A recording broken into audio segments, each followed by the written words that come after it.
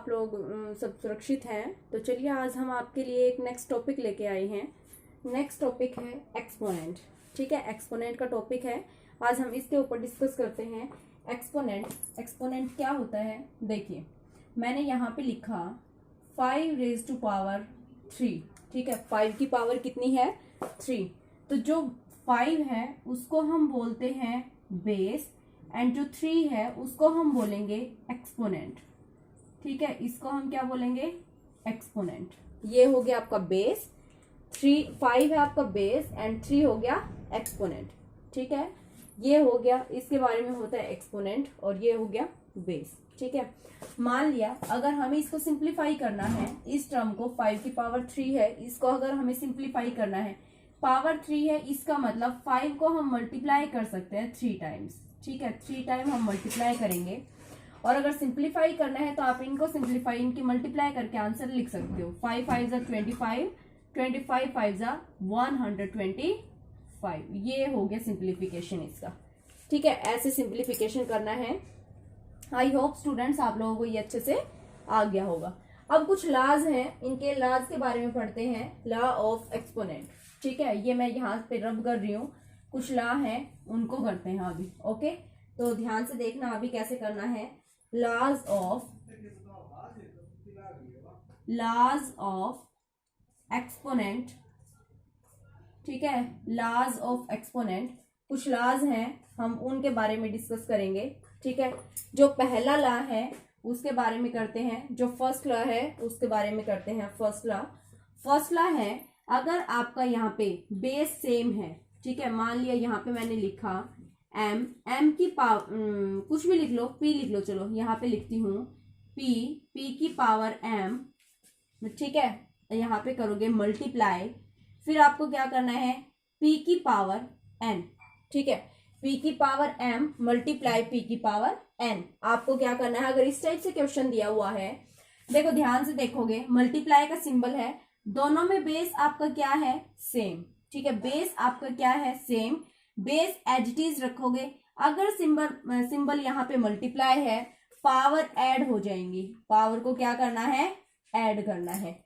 ठीक है, for example मैंने यहाँ पे दिया, ऐसे क्वेश्चन दिया, 2 की पावर 2⁻7 प्लस 2⁻5, सॉरी प्लस नहीं आएगा, मल्टीप्लाई 2⁻7 मल्टीप्लाई 2⁻5। आपको क्या करना है, दोनों जगह बेस क्या है, दोनों में बेस क्या होना चाहिए, सेम होना चाहिए।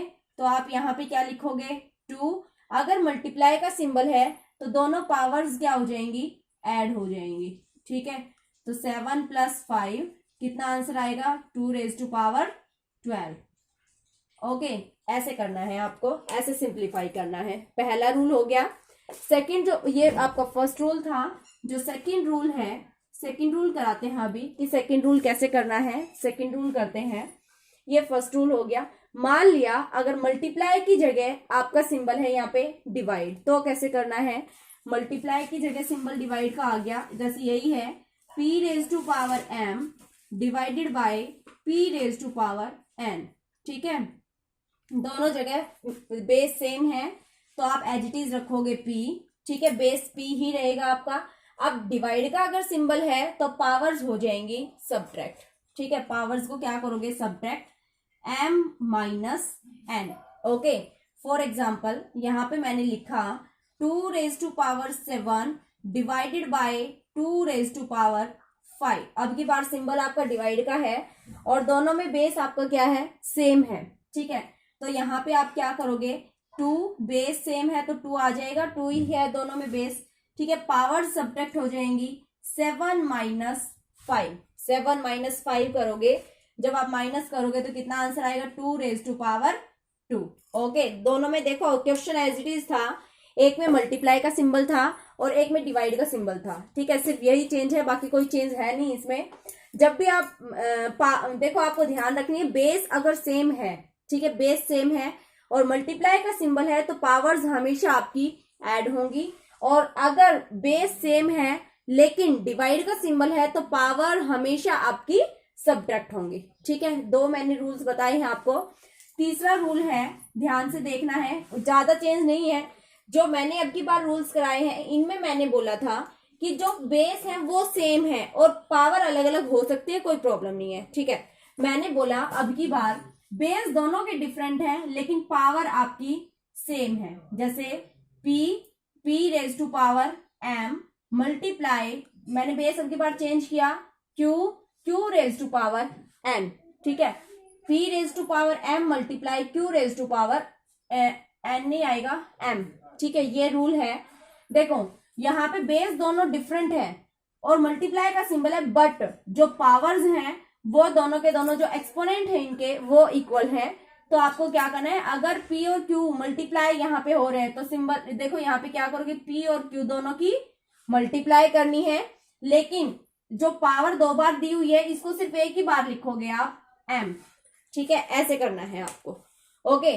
अगर बेस अलग अलग है और मल्टीप्लाई हो रहा है, डिफरेंट है बेस और मल्टीप्लाई हो रहा है, तो दोनों बेस की क्या करोगे, मल्टीप्लाई एंड पावर लिख दोगे। यहाँ पे दोनों का एक ही बार लिखना है, वन टाइम लिखना है आपको m, ठीक है। फॉर एग्जाम्पल मैंने यहाँ पे दिया आपको 2 raise to power 3 multiply 3 raise to power 3, दोनों के बेस डिफरेंट है तो आप क्या करोगे, इन दोनों की मल्टीप्लाई करोगे, 2 मल्टीप्लाई 3, दोनों की मल्टीप्लाई की, पावर दोनों में सेम है तो आप एक ही बार लिखोगे, ओके। आपको एक बार ही लिखना है, जैसे कि 3 2 जा 6, 6 की पावर कितनी हो गई, 3 हो गई, ठीक है। ये आपका फाइनल आंसर आ गया, ओके।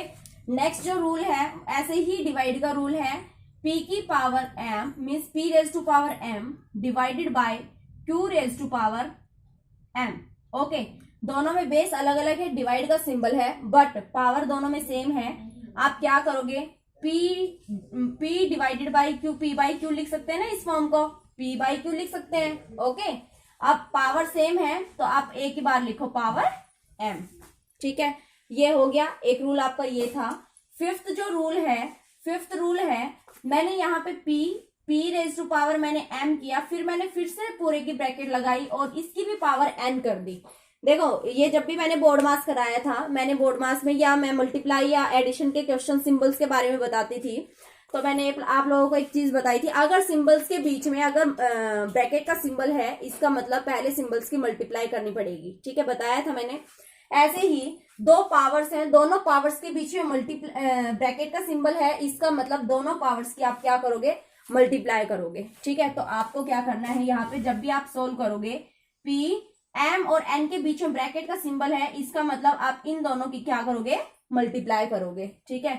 आप इसको क्या लिख सकते हो, p raise to power m n, okay.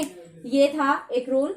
Next जो सिक्स्थ रूल है, कोई भी नंबर है, मान लिया कोई नंबर एनी नंबर है, मैंने p मान लिया, अगर पावर किसी भी नंबर की 0 आए तो ऑलवेज आंसर आपका क्या आएगा, 1 आएगा, ठीक है। फॉर एग्जाम्पल मैंने यहाँ पे लिखा, फॉर एग्जाम्पल जैसे 1 लाख है, ठीक है, 1 लाख की पावर मैंने 0 की, तो आंसर हमेशा कितना भी बड़ा नंबर हो, ठीक है, चाहे कितना भी बड़ा नंबर हो, अगर पावर यहाँ पे 0 है तो ऑलवेज आंसर आपका क्या आएगा, 1 आएगा। आपको ये चीज ध्यान रखनी है, ठीक है। ये 1 लाख है, 1 लाख की मैंने पावर 0 की, तो ऑलवेज आंसर आपका क्या आएगा, 1 आएगा, ठीक है। आई होप स्टूडेंट्स आप लोगों को ये अच्छे से समझ आ गया होगा। ऐसे ही करने थे ये सारे क्वेश्चंस, तो आप लोग प्लीज इन पे ध्यान देना, और ये जितने भी लाज हैं प्लीज अच्छे से आप लोग ध्यान से देखना इनको, ठीक है।